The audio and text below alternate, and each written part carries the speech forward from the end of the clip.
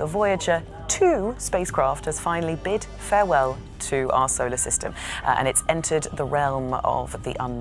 For nearly 5 decades, Voyager 2 has journeyed farther than any human-made object ever launched, traversing the outer solar system and venturing into the vast unknown of interstellar space. Its mission, initially designed to last a mere 5 years, has stretched across generations of scientists and engineers, becoming a symbol of humankind's yearning to touch the stars. But something has just happened. Something completely unexpected. The spacecraft, now more than 12 billion miles from Earth, has done something it hasn't in a long time. It turned back. Without command, without protocol, Voyager 2 changed orientation, pointing its instruments not outward into the abyss, but back in the direction from which it came. Then, it transmitted data that confirmed what many had feared, but hoped never to confront. Before we start, smash the like and subscribe buttons for more updates. For months leading up to this event, Voyager 2 had been transmitting stable readings, quiet but consistent. The kind of signals that confirmed the environment around it was mostly empty and calm. This quietude is typical of the space beyond the heliopause, the boundary where the sun's influence ends and true interstellar space begins. Since crossing that boundary in 2018,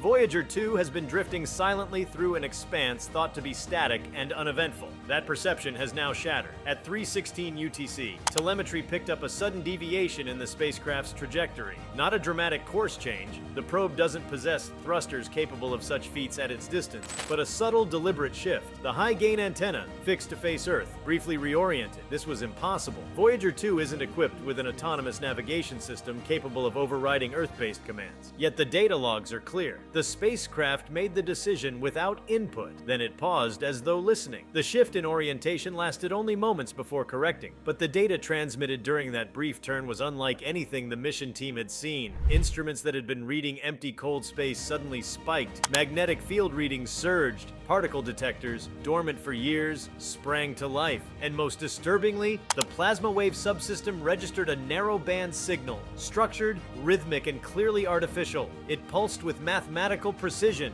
too ordered to be random noise and too coherent to be a natural phenomenon. These patterns matched nothing Voyager 2 had ever encountered, even during its planetary flybys in the 1980s. More perplexing still, the signal was short-range, indicating proximity. Something was there, just behind it, something that hadn't been there before. Given Voyager's velocity and position, the object, if that's what it was, must have approached silently, unnoticed, defying all conventional detection models. It had been tailing the spacecraft. The implications are staggering. For decades, scientists have speculated on the possibility of encountering non-terrestrial intelligence. Most of those discussions revolved around the idea of long-distance signals, like radio waves sent across the void. But this was different. This wasn't a beacon from some distant star. This was local, immediate. Voyager 2 wasn't receiving a message. It was being observed. The plasma wave instrument revealed fluctuations suggesting a disturbance in the interstellar medium near the spacecraft. Space, even outside the heliosphere, is not a perfect vacuum. Minute particles, charged and uncharged, drift through the darkness, shaped by magnetic fields and solar remnants. But those disturbances now read as if space itself had rippled. The only comparison anyone on the mission team could make was to the gravitational distortions predicted in the presence of massive, fast-moving objects. Except no celestial bodies were near.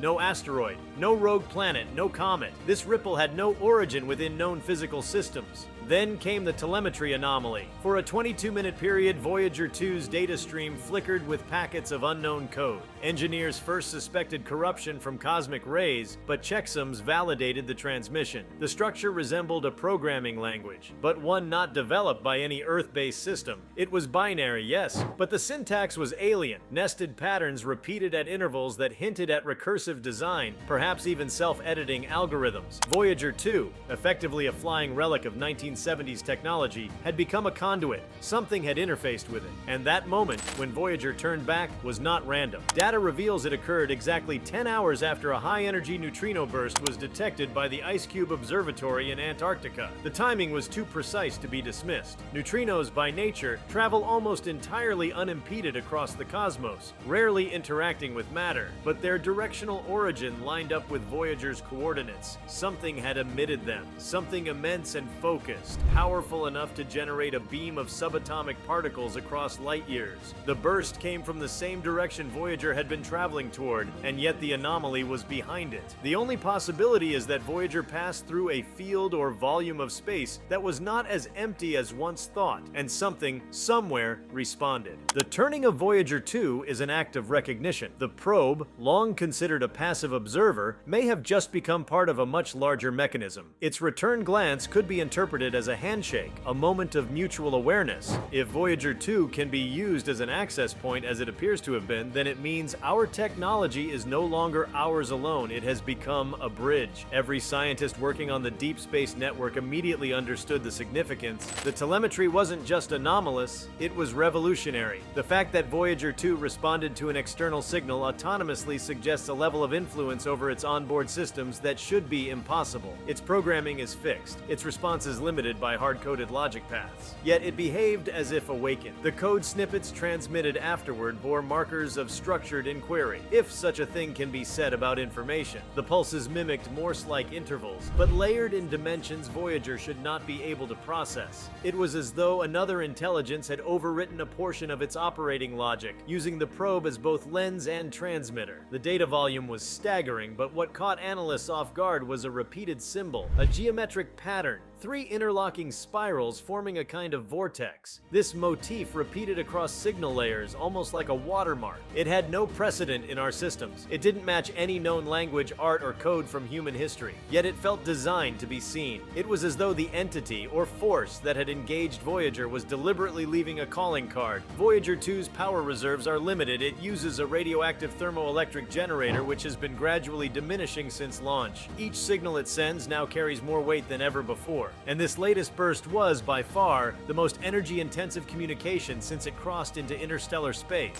Some onboard systems had to be temporarily powered down to prioritize the data transmission. It seemed like even the spacecraft itself understood the urgency of what it had encountered. What is perhaps most chilling is the silence that followed. After the burst of transmission, the signal dropped, not in failure, but in cessation. Voyager 2 resumed its normal trajectory, its instruments settling back to routine monitoring, but the interlocking spiral symbol continued to loop at intervals, as if burned into its memory, almost like a message waiting to be answered. At mission control, every screen showed the same thing, a single frame from the last dataset centered on that spiral pattern with a timestamp that froze all conversation. Engineers stared in silence. They were looking not at random data or noise, but at the suggestion of presence. Not a hint, not a theory, a presence. For years, the fear among many astronomers wasn't that we might never find life. It was that life might find us first, and not in some luminous utopian exchange of ideas, but in silence, in observation, in the turning of an old, dying spacecraft that, for reasons no one could explain, turned back to glimpse what had been following it all along. It is the most haunting possibility that Voyager 2, our silent emissary, passed through a part of space governed by intelligence utterly foreign to us, not malevolent, not even overt, just aware. And now, aware of us. That awareness changes everything, because now the void is no longer silent. The turning of Voyager 2 is the cosmic equivalent of a whisper in a cathedral. A whisper that says simply, "I see you." The probe remains operational for now. The Deep Space Network continues to listen. Scientists decode and reanalyze every bit of data from that moment. But no one can shake the feeling that we've crossed an invisible line, that our oldest machine, cast into the cosmos in hope and wonder, has become the first to encounter a boundary not marked by stars or gravity, but by will. The fear was never about alien invasion or warships descending from the sky. It was about contact without consent, about the knowledge that something greater might look upon us and not care whether we understand it or not. And now, through Voyager 2, we have glimpsed that gaze. The cosmos, once indifferent and silent, has whispered back, and what we feared, that we are not alone and never were, has taken its first breath in our language. Voyager 2 continues on its path, but it is not the same probe it was before. Something shifted. Whether that change is in its software, its structure, or in the way we now perceive it is unknown. What is clear is that space has remembered us. And as we wait, breath held between transmissions, we are left with the most sobering truth of all. Something out there turned toward us, and Voyager turned back. If you like this video, please give it a like and subscribe to our channel. Also, leave your comments below and tell us, what are your thoughts on Voyager 2 turning back suddenly during deep space travel? We want to hear from you. Thank you for watching, and see you next time.